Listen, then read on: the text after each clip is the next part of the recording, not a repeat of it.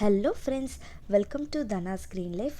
இன்றைக்கி நம்ம கோதுமை மாவும் சர்க்கரையும் வச்சு சூப்பரான சாஃப்டான ஒரு கேக் தான் எப்படி செய்கிறதுன்னு பார்க்க போகிறோம்.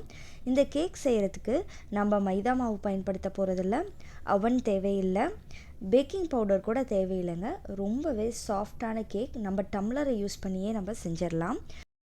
இந்த கேக் செய்கிறதுக்கு நாம் குக்கரை தான் பயன்படுத்த போகிறோம். பாருங்கள், டம்ளர்லேருந்து எந்த அளவுக்கு ஈஸியாக வருதுன்னு. 2 தட்டு தட்டினாவே டக்குன்னு வந்துடுங்க. அந்த அளவுக்கு சாஃப்டாகவும் டேஸ்ட்டாகவும் இருக்கும். எல்லாருக்கும் ரொம்ப பிடிக்கும். வாங்க எப்படி செய்கிறதுன்னு பார்ப்போம்.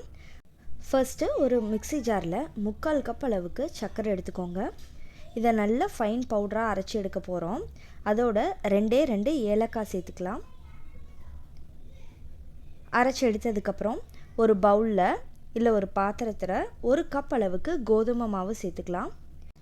கோதுமை மாவோட நம்ம அரைச்சி வச்சுருக்க இந்த சர்க்கரை பவுடரையும் நம்ம சேர்த்துக்கலாம். சர்க்கரை நல்லா நைஸ் பவுடராக இருக்கணும், குருணையாக இருக்கக்கூடாது. இப்போ இதை நல்லா மிக்ஸ் பண்ணி விட்டுக்கலாம்.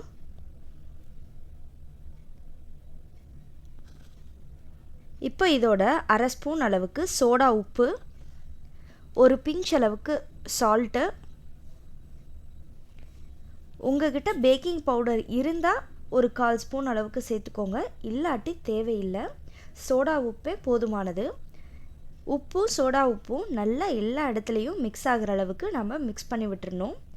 2 ஸ்பூன் அளவுக்கு ஆயில் விட்டுக்கோங்க. வாசனை இல்லாத ஆயில் விட்டுக்கோங்க, அதுதான் நல்லாயிருக்கும்.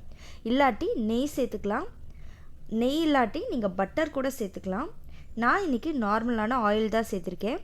இதோட 1 கப் அளவுக்கு பால் சேர்த்துக்கோங்க. நான் ஃபஸ்ட்டு 3/4 கப் அளவுக்கு பால் சேர்த்தேன். மாவு ரொம்ப திக்கான பதத்தில் இருக்குன்ட்டு இன்னொரு 1/4 கப் சேர்த்துக்கிட்டேன். அதுதான் கரெக்டான பதமாக இருந்தது. அதனால் நீங்கள் 1 கப் பால் சேர்த்திங்க அப்படின்னா சரியாக இருக்கும். பாருங்கள், இந்த மாதிரி ஒரு கன்சிஸ்டன்சிக்கு நமக்கு பேட்டர் கிடைக்கணும். நல்லா மிக்ஸ் பண்ணி விட்டுக்கோங்க. இந்த மாதிரி ரெடி பண்ணிவிட்டு இப்போ ஒரு டம்ளர் எடுத்துக்கலாம். நீங்கள் சின்ன டம்ளராக எடுத்தீங்க அப்படின்னா 4 டம்ளர் கிடைக்கும்.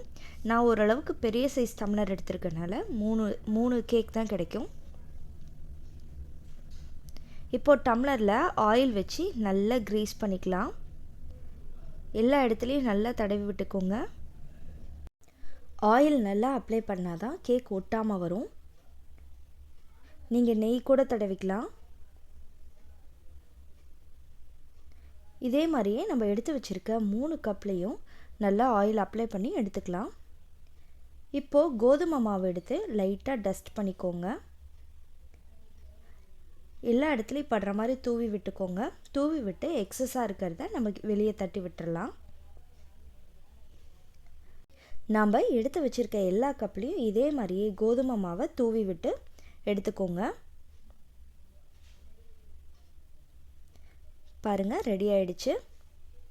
நான் 4 கப் ரெடி பண்ணி வச்சுருந்தேன், ஆனால் 3 கப் கேக் தான் நமக்கு கிடச்சிது.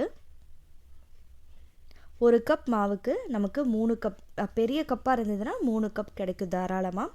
சின்ன சின்ன கப்பாக எடுத்தீங்க அப்படின்னா 4 கப் கேக்ஸ் கிடைக்கும். இந்த பேட்டரை நம்ம எல்லா கப்லேயும் ஊற்றிக்கலாம். இந்த மாவை நம்ம 3 கப்லேயும் ஃபில் பண்ணி வச்சுக்கலாம். ஃபில் பண்ணுற டைம்லேயே நம்ம குக்கரை ப்ரீஹீட் பண்ணுறதுக்கு வச்சிடலாம். ஸ்டவ் ஆன் பண்ணிவிட்டு மீடியம் ஃப்ளேமில் வச்சு நல்லா ஹீட் பண்ணிக்கோங்க. இப்போ நான் குக்கருக்குள்ளே ஒரு ஸ்டாண்டு போட்டிருக்கேன். ஸ்டாண்டுக்கு மேலே இந்த மாதிரி ஒரு பிளேட்டை ப்ளேஸ் பண்ணியிருக்கேன். நீங்கள் டைரெக்டாக உள்ள குக்கருக்குள்ளே டம்ளரை வைக்கக்கூடாது. ஏதாவது ஒரு ஸ்டாண்டு வச்சுக்கோங்க, இல்லை பிளேட்டாவது அட்லீஸ்ட் வச்சுட்டு அதுக்கு மேலே நம்ம டம்ளரை ப்ளேஸ் பண்ணோம் அப்படின்னா ஈவனாக குக் ஆகும். இப்போது நாம் இந்த பிளேட்க்கு மேலே நம்ம ஃபில் பண்ணி வச்சுருக்க 3 டம்ளரையும் மேலே ப்ளேஸ் பண்ணிடலாம். கரெக்டாக இருக்குது. 3 கப்பு வச்சுட்டு நம்ம கேஸ்கட் போட்டுக்கணும். கேஸ்கட் போட்டுட்டு விசில் மட்டும் போடாமல் நம்ம க்ளோஸ் பண்ணி வச்சிடலாம். இந்த கேக் குக் ஆகிறதுக்கு சரியாக 35 மினிட்ஸ் ஆகுங்க. ஒருவேளை நீங்கள் கேஸ்கட் போடாமல் குக் பண்ணிங்க அப்படின்னா 45 to 50 மினிட்ஸ் ஆகும். பாருங்கள் எந்த அளவுக்கு உப்பி வந்திருக்குன்னு. இப்போ சரியாக 30 மினிட்ஸில் நான் எடுத்து காட்டுறேன். கேக் நல்லா வெந்திருக்கு. ஆனால் பாருங்கள் லைட்டாக மாவு இருக்குது உள்ள. உங்களுக்கு பார்த்தா தெரியுதுங்களா, லைட்டாக மாவு ஒட்டுது. அதனால் இன்னும் ஒரு 5 நிமிஷம் வந்துட்டு வேக வச்சுக்கலாம். இந்த கேக் வேகிறதுக்கு சரியாக 35 நிமிஷம் ஆச்சுங்க. இப்போ எடுத்து பார்க்கலாம். 35 மினிட்ஸ் ஆயிடுச்சு.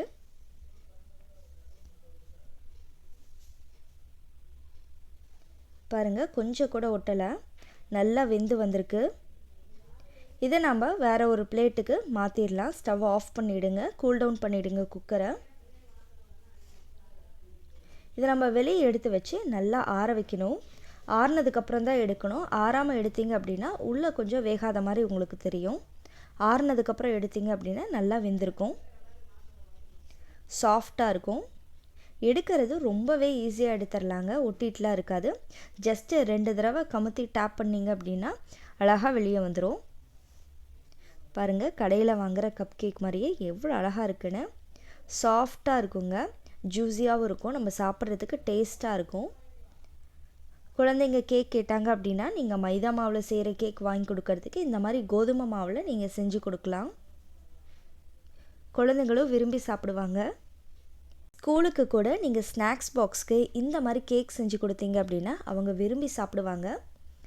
ட்ரை பண்ணி பாருங்கள். ரொம்பவே சாஃப்டான கேக் ரெடி ஆகிடுச்சு. கோதுமை மாவு, சர்க்கரை, கொஞ்சமாக சோடா உப்பு இதை மட்டும் சேர்த்திங்க அப்படின்னா இந்த மாதிரி சாஃப்டான கேக் ரெடி ஆகிடுங்க. நம்ம சேனலை நீங்கள் இப்போ தான் ஃபர்ஸ்ட் டைம் பார்க்குறீங்க அப்படின்னா மறக்காமல் சப்ஸ்கிரைப் பண்ணிக்கோங்க. உங்கள் ஃப்ரெண்ட்ஸ்க்கும் ஷேர் பண்ணுங்கள். தேங்க்யூ.